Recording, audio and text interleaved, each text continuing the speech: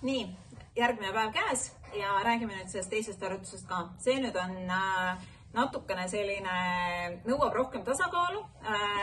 Igaks juhuks ütlen kohe ära, et tasub vähemalt algul hoida selles mõttes, ütleme niimoodi, et mina ise võtan niimoodi koera, et ma saan talle ise tuge pakkuda. Ehk siis, et kuna me tõstame lihtsalt üles 2 tema käppa, siis võib see lihtsalt olla natukene nii-öelda algul nõuab kindlasti harjutamist ja nii-öelda algul nad kipuvad kõikuma üsna palju ikkagi.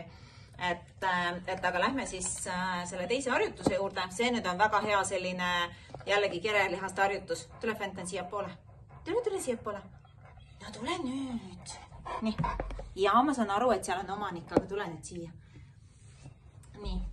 Ja jällegi need, kes ei ole ka seda esimest videot näinud, siis Fenton ongi meil selline ärev koer ja see, et Fenton on isegi nõus minuga nii-öelda laseb neid teha, siis tegelikult saab seda põhimõtteliselt iga koeraga teha, nii et mul on siin ka muidugi väga head maiused, nii et selles mõttes Max töötab meil ilusasti.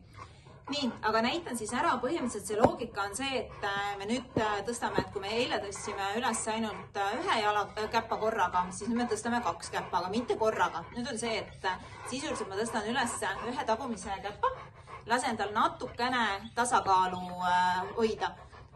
Tulen talle ise tegelikult sisuliselt ikkagi kerega üsna vastu, et ta lihtsalt ei kukuks ja nüüd tõstan üles ka vastas esimese käppa.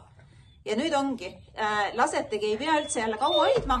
Kui näete, et koer hakkab väga rapelema, siis tegelikult ongi laske uuesti käpad maha. Aga ma ütlengi, et mina hoian lihtsalt teda alati selline, nii-öelda toetan teda lihtsalt selleks, et kui ta tõesti, ta tunneb vähemalt algul, et tal on mingisugune tugi olemas. Ja täpselt sama teete teise käppaga. Minul endal on kogemus see, et tagumist käppa on lihtsam enne ära võtta. Tõstate tagumise ülesse ja siis annate talle natukene aega ja siis võtate esimese.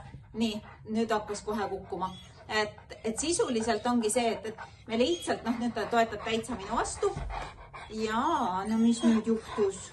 Läks pahasti või kõik on hästi. Et selles mõttes siin on ka see, et kui ikkagi see üks käpp kipub olema nõrgem, siis ta võib nii-öelda mitte, aga ongi, mina ütlen jällegi seda, proovige uuesti, et see nõuab natukene harjutamist, aga selles mõttes ongi jälle selline 2, 3, 4, 5 sekundit võite lahti lasta. Et täpselt sellised lihtsad harjutused meil tegelikult on, need aitavad väga ilusasti just nii-öelda seda tasakaalu ehk siis tugevdavad kerelihaseid ja hea siin jõulude ajal harjutada.